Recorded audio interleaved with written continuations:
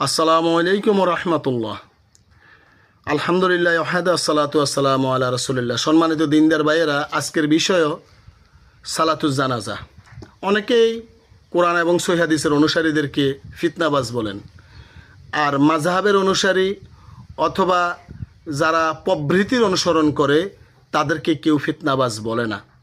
শুধু যারা কোরআন হাদিসের কথা বলে তাদেরকে ফিতনাবাজ বলে, ইহুদির দালাল বলে, খ্রিস্টানের দালাল বলে, অনেক ধরনের কথা আমাদের দেশের মানুষ বলে।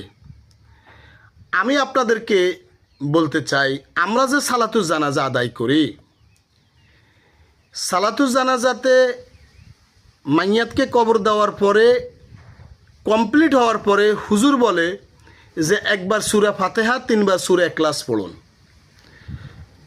একবার সূরা ফাতিহা 3 বার সূরা ইখলাস পড়ে দুরূদ ইব্রাহিম পড়ে হুজুর সবাইকে নিয়ে লম্বা দোয়া করেন, হাত তুলে সম্মিলিত দোয়া করেন। আমি সম্মানিত আলেম ওলামা এবং দেশবাসী সচেতন যারা আছেন, আমি আপনাদের নিকট জানতে চাই, এই সিস্টেমটা আপনারা কোথায় পেলেন? এটা কি কোরআন সুন্নাহ মোতাবেক নাকি মাযহাবের সিস্টেম? কোথায় পেলেন আপনারা এই সিস্টেমটা? মাইয়াতকে কবরে দেওয়ার পরে সহিহ হাদিস মোতাবেক তো আপনার কি আছে?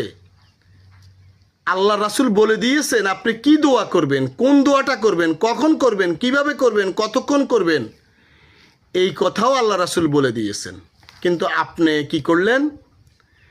আপনি সবাইকে বললেন যে একবার সূরা ফাতিহা পড়েন, 3 বার ইখলাস পড়েন, দুরূদ পড়েন, তারপরে সবাইকে নিয়ে আল্লাহুম্মা আমিন বলে হাত তুললেন, হাত তুলি লম্বা দোয়া করলেন।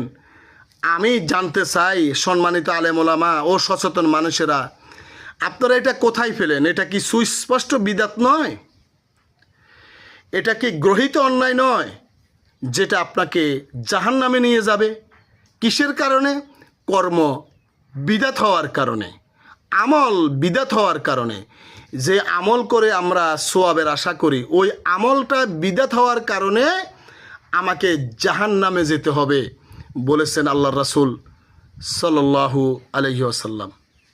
তাই আমি আবারও বলি, সালাতুজ জানাজার পরে যেই সবাইকে নিয়ে কবর দেওয়ার পরে, মাইয়াতকে কবর দেওয়ার পরে আপনি যে সম্মিলিত মুনাজাত করলেন, এটা কোরআনও নাই, হাদিসও নাই, এবং এটা কোনো মাযহাবেও নাই। যেহেতু এটা কোরআন এবং সহিহ হাদিস বিরোধী, সেহেতু এটা স্পষ্ট বিদআত। এটা গুনাহের কাজ, গ্রহিত অন্যায়। হারাম কাজের চেয়ে, মদ খাওয়ার চেয়ে জঘন্য গুনাহ হলো বিদআতের গুনাহ। আল্লাহ আমাদের সকলকে সকল ধরনের শিরক, কুফরি, বিদআত থেকে হেফাজত করুন, আমিন। আসসালামু আলাইকুম রহমতুল্লাহি ওয়া বারাকাতুহু।